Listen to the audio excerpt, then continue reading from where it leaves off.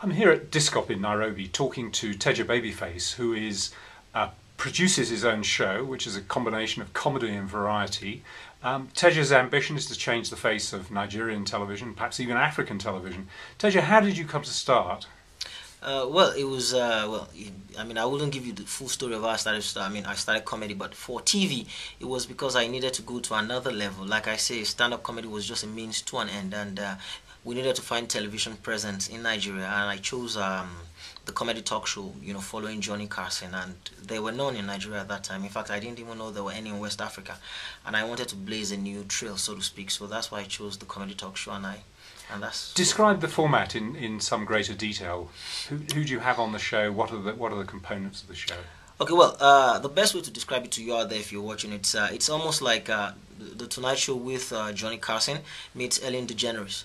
It's a bit like that. It's a show that starts out with the monologue from the host, that would be me, and then after that there's an in-house band. It wasn't always there, but now we have one, kind of like the orchestra, the Letterman Orchestra that has Paul Schaefer on it. And then after that we go to the special guest or the special comedian. They come in now and again. Then we always have a special guest. And who are the special guests? Well, we had big people in Nigeria, politicians, famous people, actresses, actors, big musicians, the kind of people who would interest you. As we grow, we try to get people who would also cut across the rest of Africa, so that even though you may not know them readily, if you don't know them, my conversation and my dialogue with them is interesting enough that you want to keep up with it. And then we have skits. We have funny skits. I have a satire. There's a political character who just lampoons the Nigerian politicians. Although you have to do that with care, because in Nigeria the politicians don't play. If they think you're talking about them, they're going to shut you down. And have you had any trouble on that basis or not? Oh no, I'm kind of like a nice guy. See, there's a way I lampoon you. I lampoon you after heaping praises on you. It may be true or not, but you see, I slip the truth in somewhere along the line there. But even then, I have to tread carefully.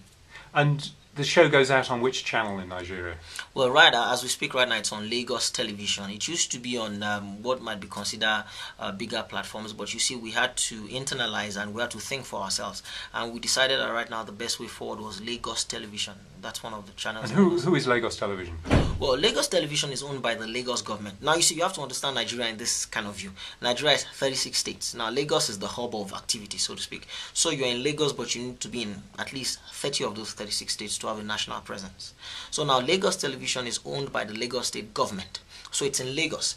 But even then, it's not considered the leading station in Lagos. So we have the challenge of capturing Lagos now and then capturing the rest of Nigeria, what you probably would understand as syndication.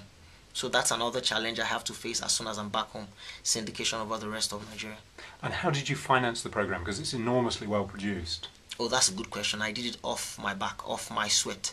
I'd go and perform stand-up comedy, and then I'd be paid, and I'd take that money and throw it inside, and I just kept doing that. Along the line, I had some help from about two investors, two gentlemen who've made good for themselves in Nigeria. They put money in, but that was barely enough. And then as we started in the second season, we got some sponsorship, but all in all, the costs are less than 25% of what we need. So how do we survive? You see, I keep hoping for a better day, for a better tomorrow. I just keep throwing everything in, and then there's goodwill. So the cameraman is supposed to charge me, say, $1,000, for a period of 5 days, but he looks at me and says, I like you. For you, I'm going to do it half price, because it's you. But you see, then there's an unspoken agreement, because the moment he's getting married, I have to go and do his wedding for free. I have to go and MC for free. And that's how it works. It's a kind of barter. It's kind of like a barter. It's an unspoken agreement. He doesn't say that, but if he calls me, I have to go. So what's your ambition in terms of getting the program out across Africa? Well, this was a step for me. You see, I always believe that if you do, there's something we say in Nigeria, I don't know if it's all over the world. They say, do your best and leave the rest for God, or for whoever it is you believe in. I just always believe that if I kept doing my best and kept putting a nice program out there and I just kept trying my best, something would always show up. So I find myself in DISCOPRO Nairobi. We won a pitch. We're going to Switzerland. Who knows? And talk to a few people here. I mean, I can only do so much as a human being. Yes. Providence has got to come in. There's got to be a quotient of luck, and there's got to be probability all added up to make success somewhere along the line here. And you'll be going to Switzerland to the Montreux Comedy Festival. Yeah, whose idea was it to put that in December? It's going to be freezing.